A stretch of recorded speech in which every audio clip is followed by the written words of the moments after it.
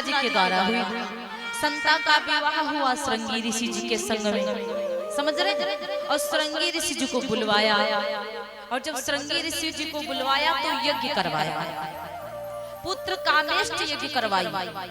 और जब पुत्र कामेष्ट यज्ञ हुआ तो महाराज कहा जाता है कि अग्नि देवता बड़े प्रसन्न हुए।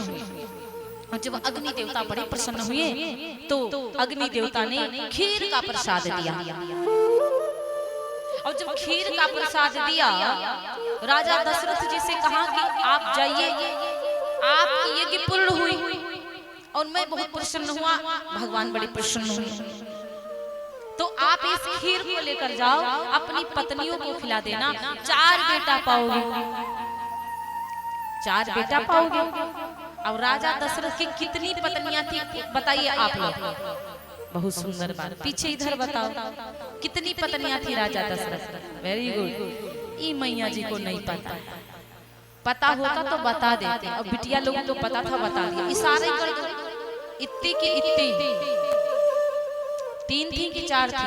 एक बार वहां से आप ऐसे पूछ रहे हैं, नजर में नजर मिलाओ तो कोई बात। हाँ वेरी गुड, जिनके ऐसे धक्का मारा है ना उन्हीं से पूछ रहे हैं, बताओ 3 थी कि 4 थी? अरे बाप रे, 4 को बता रही है। और उधर आप बताओ मैया, शर्माओ नहीं, बिटिया ही है हमारा। 3 की 4 पीछे, आपके पीछे मैया क्या कि हम ना बताइए, कोई बात नहीं है, कोई बात नहीं। 3 थी, अब जान गए ना? हाँ वेरी गुड, 3 थी पत्नियां। तो एक पत्नी है सबसे बड़ी कौशल्या जी। कौशल्या जी का नाम सबको पता है, माता सुमित्रा कैकेयी, मंजरी माता कैकेयी। 3 पत्नियां हैं और बेटा कितने होने हैं? 4। 3 पत्नियां 4 बेटा होने हैं। राजा दशरथ जी ने विचार किया कि खीर का प्रसाद तो हम लेके जा रहे हैं, लेकिन हम वितरण कैसे करेंगे? वितरण का मतलब कैसे बांटेंगे?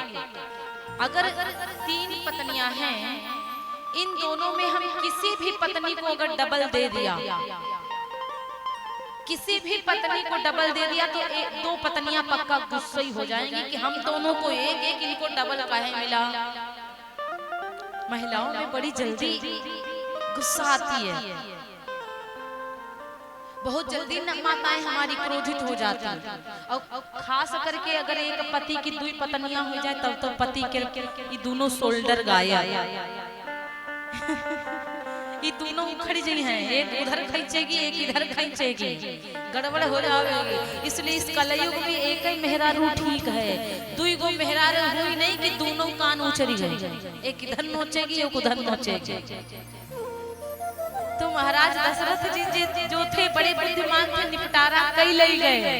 लेकिन आज कल भैया कौनो निपटारा करने वाला नहीं है, और जो करे तो बड़ी महान है, समझो उसकी पूजा करिए। जान कर जो करे, जो अनजानी है उसको कोई लेना देना नहीं है, जो जान के मैंने। अब देखो ये फूल है, एक है ना, एक दिख रहा है। राजा दशरथ जी बेचारे की 3 नारियां हैं, किसको हम डबल प्रसाद देते? अब एक खीर का भाग राजा दशरथ जी ने इसमें से आधा आधा बना लिया, आधा आधा हो गया। तो अब भाई आधा आधा मतलब 2 भाग हुए, तीसरा एक भाग तो गायब है ना।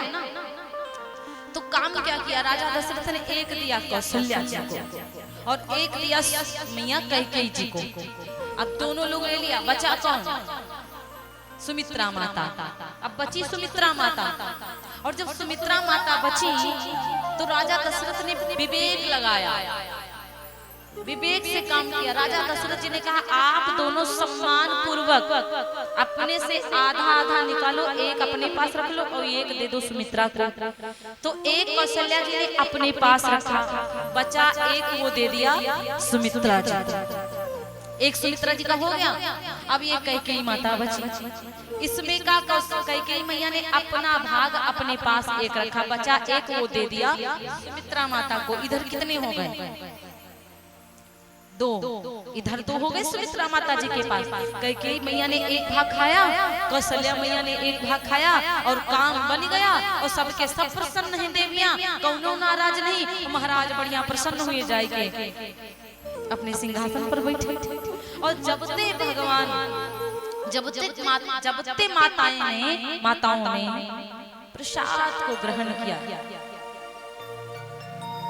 जबते माताओं ने प्रसाद को ग्रहण किया है, तबते तो सुख संपदा, खूब आनंद ही आनंद। अच्छा, आनंद, परमानंद, ब्रह्मानंद, ये तीन चीजें हैं, समझ रहे ना भैया? आनंद, परमानंद, ब्रह्मानंद। ब्रह्मानंद में जो डूब गए तो समझो दुनिया से लेना ही देना नहीं है। आनंद में जो आ गए तो उधर चाट पकौड़ा छोड़कर, झुलुआ छोड़कर भगवान की कथा सुनेंगे, ठीक है ना? जो आनंद में आएंगे। और आनंद के बाद परमानंद जिसको हो गया तो कुछ नहीं दिखेगा, खूब नाचेंगे, खूब गाएंगे, खूब मस्ती से, यही मन करेगा और देर कथा हो तो बढ़िया ही है। ये होता है, खूब नाचेंगे महाराज। और जो लोग मजा लेते हैं, जो मजा लेने यहाँ आते हैं, उनको बाद में सजा मिलेगी, ये हकीकत है। मजा के बाद है सजा, और आनंद के बाद है परमानंद, और परमानंद के बाद है फिर ब्रह्मानंद। इसलिए आनंद में रहो। कहते हैं जंगल में रहो, बस्ती में रहो, मस्ती में रहो, हस्ती में रहो, लेकिन जब भी रहो तब मस्ती में रहो, क्योंकि जिसकी मस्ती जिंदा है उसी की हस्ती जिंदा है, वरना तो इंसान आजकल जबरदस्ती जिंदा है। लग्जरी कार में चल रहे, उनसे भी पूछो क्या हाल है सेठ, क्या बताएं भैया, कट रही है। सब कटते तो हैं आजकल, सब गरीब तो हैं आजकल। अरे भैया काटो नहीं, इसको बढ़िया से जी लो, क्योंकि जब दिन मौत आएगी उस दिन मन यही करेगा, हे प्रभु 5 दिन और रुक दो। तब भगवान कहेंगे चलो साथ, अब रुकने वाला मैटर खत्म। इसलिए कहते हैं आराम से मस्त रहिए, व्यस्त रहिए, हंसते रहिए, लेकिन पस्त मत रहिए। पस्त का मतलब उदास मत रहिए, क्योंकि हंसने से खून बढ़ता है और रोने से, दुखी होने से नाखून बढ़ते हैं। इसलिए हमेशा हंसते रहिए। हंसने से सुंदरता चेहरे पे आती है, और गुस्सा करने से चेहरा बिल्कुल बंदर जैसा बन जाता है। ये बात सही। इसलिए महाराज प्रसन्न रहिए, क्योंकि कहते हैं जिस दिन